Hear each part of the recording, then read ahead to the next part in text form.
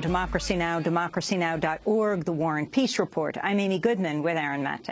We turn now to the Arctic, the center of one of the world's great environmental battles. As temperatures rise, the world's largest oil companies are eyeing vast new untapped reserves once covered year-round by ice. Environmentalists are pushing back in an attempt to save the pristine Arctic and keep the oil underground. Protesters in Seattle recently staged days of action against Royal Dutch Shell's plan to resume oil exploration in the Arctic.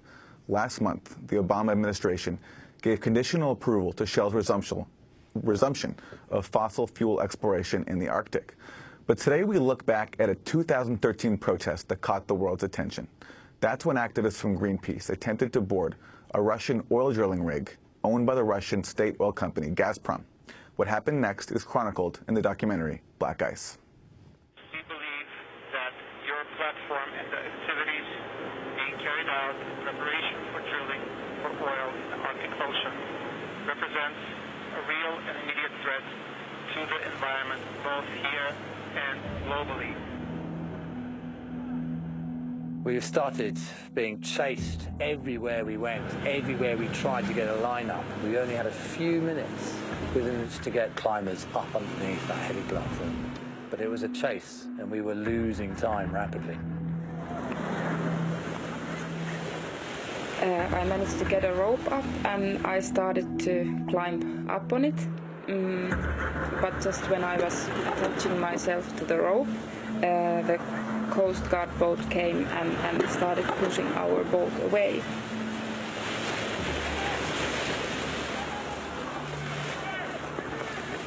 They realised we were going to continue, and we were going to try our hardest to get a climber onto that rig. And they had made a decision that that was not going to happen. And they drew guns, and they pointed it straight in my face.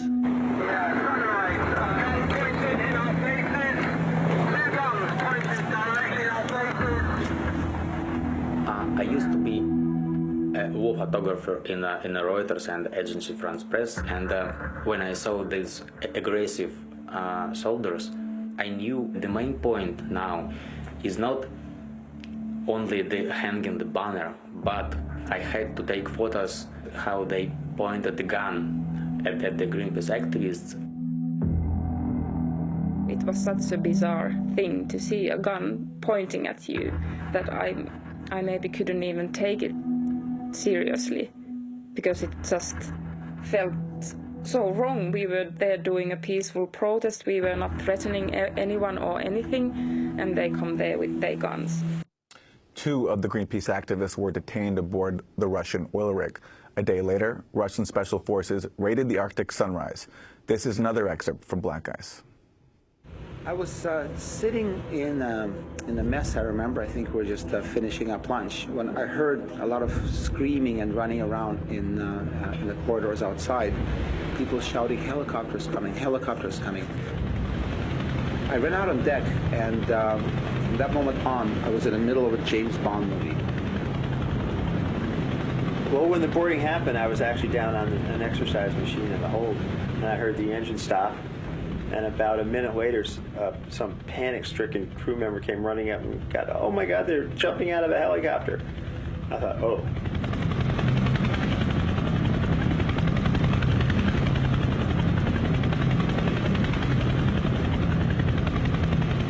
I ran out on the heli deck, and I saw the first of this masked, camouflage-clad, heavily armed troopers slide down the wire onto the deck of the Arctic Sunrise.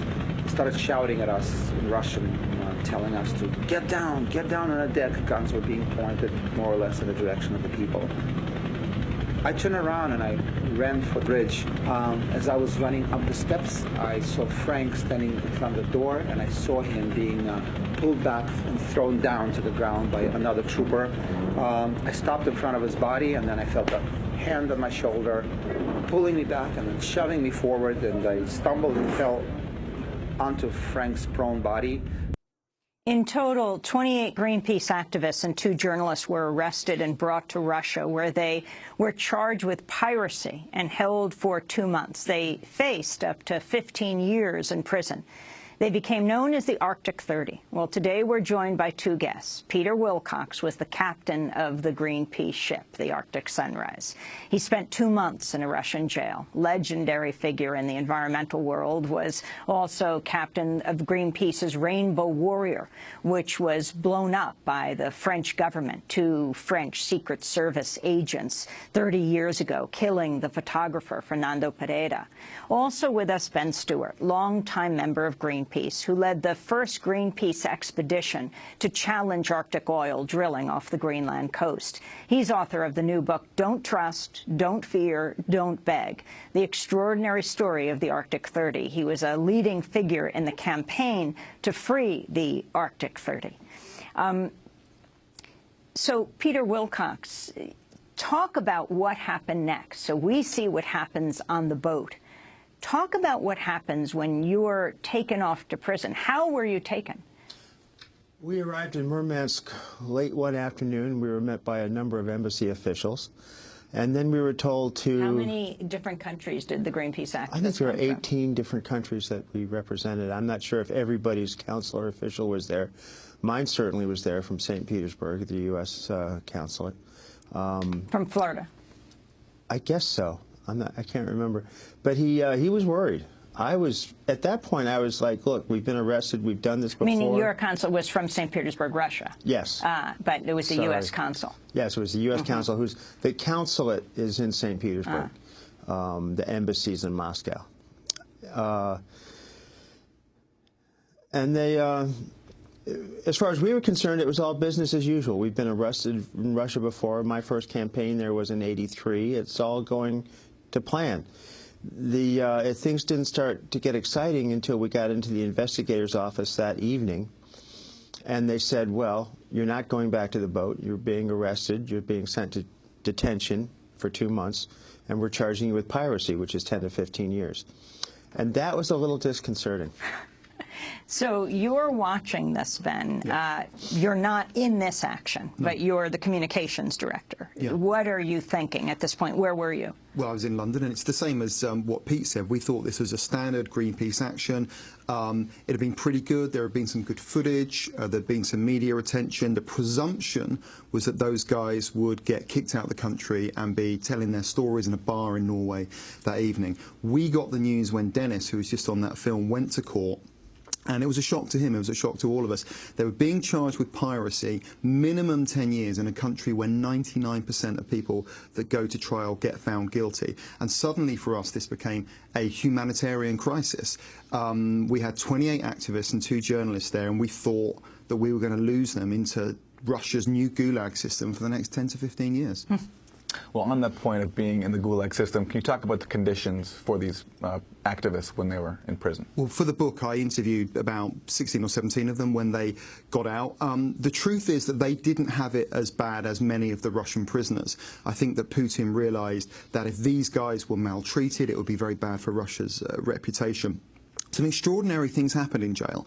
I spoke to Dima, who was on there, who told me how effectively the Arctic 30 were taken under the wing of some of the prisoners. Some of the mafia bosses, the Kotlevaya, who controlled the place, actually decided that the Arctic 30 had been the subject of a gross injustice by Putin. And so, in a sense, they were kind of protected.